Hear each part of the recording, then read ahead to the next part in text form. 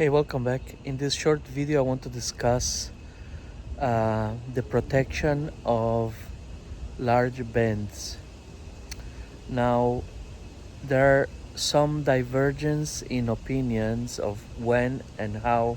I will describe to you what I uh, think is working for me, and it's an amalgam of past experience of mine and the teachings of all the different influences that I had. So for example, here we have a juniper, and I'm just removing this. As you can see here, it's a raffia applied over um,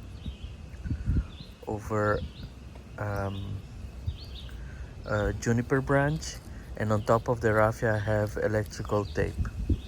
In order to remove it, I use the stylo knife and I make small incisions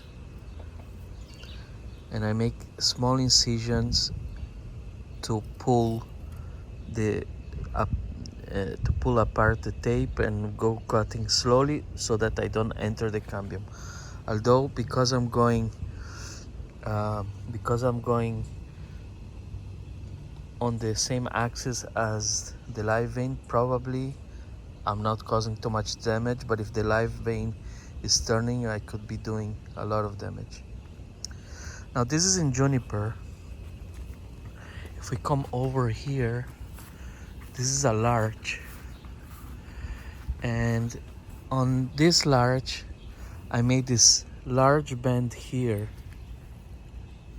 This branch was coming straight.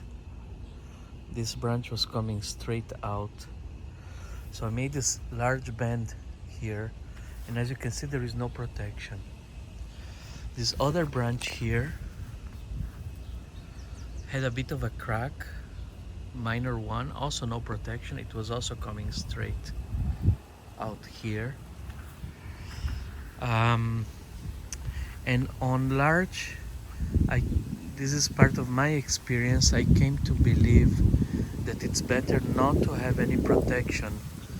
It is a very flexible wood, and doing it carefully, you can actually see when the damage starts to happen and stop on time. Interestingly here, this branch here that didn't seem to me to have any damage, and it was a minor bend compared to this or to this. This one decided to die. So sometimes there is a level of uncertainty of what's happening to a tree. In terms of this design, there is no issues here, because as you can see here, this is growing and will take up this place. My experience with larch comes from performing a wedge cut on this one here. So it's a bit hard to see, but you can see, perhaps note the wedge cut here. And when I did this wedge cut, actually what happens is that the bend happened here. I had to apply so much force to close the wedge cut here that this part here that is slightly thinner, it has somehow a bit of almost imperceptible but real inverse taper. This part was the weakest, and so that's where it bent, but it went without any issue. And that's how I came to believe that on large, even a branch that is, I don't know, 4 times the volume of my thumb can be bent without issue. Now on Tuya, I also don't worry much. Essentially, for my own practice, pine also is very flexible, and I prefer to have the visual cues of what I'm bending. Of course, all of this applies to my own comfort levels of what I decide that is bendable and what is not. If you see the work of the likes of Mauro Stenberger, for example, who bends things that may be as thick as this, um, I don't have the guts to do that. This was already nerve-wracking, but Fudo looks great. Of course, now with all the growth, it's out of shape from the spring, but it will be restyled next spring again. In passing, I don't touch, I don't move branches, I don't style large, other than cutting extensions and pinching new growth. During the year, only in the spring as buds start to swell. So in summary, only in junipers, and sometimes not even, for example here I don't have any protection in this juniper. Only in juniper I use raffia, and I decided to start also using tape over it. This one here had a very big break there, and this branch didn't survive. But again, every accident on the design of a tree is an opportunity for a new design, as would have happened in nature. So this is just a short video to discuss when I use raffia, and basically it's essentially only on junipers at this time, not on larch, not on pines, not on Tuya. So I hope this helps for whatever is worth, if you want to trust my experience or not.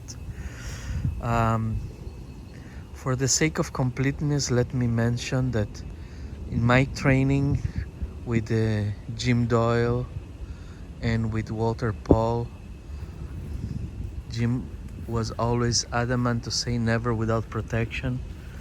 And so let me say that this is what I'm talking today about is my own opinion, not what I was taught by Jim Doyle and Walter Paul. Also Ryan Neal, for example, would be much more conservative in using raffia, but he wouldn't use tape. I understand his point of not using tape. What he says is that if you use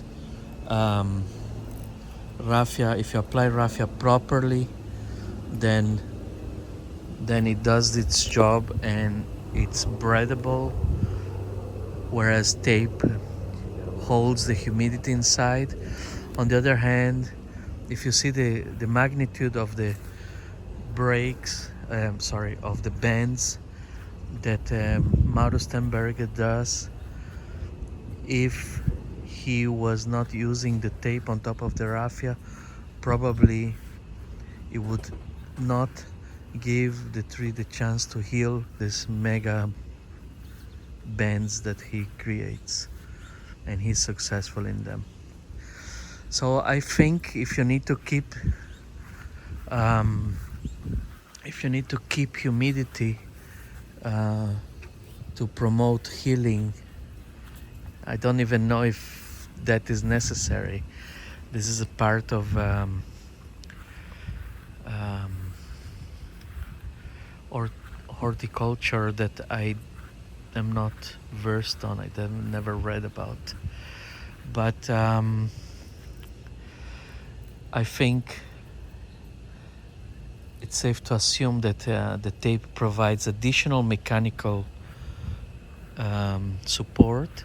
However, properly applied raffia in sufficient amount will also provide enough, or more than enough, mechanical support. But the tape also provides humidity constrainment, and maybe this is playing a role. I don't know. I don't know about this, but it would be interesting to hear from others what is their opinion about why tape helps and if it does really. So this is about it for now. Thank you for watching, and until the next one, bye bye.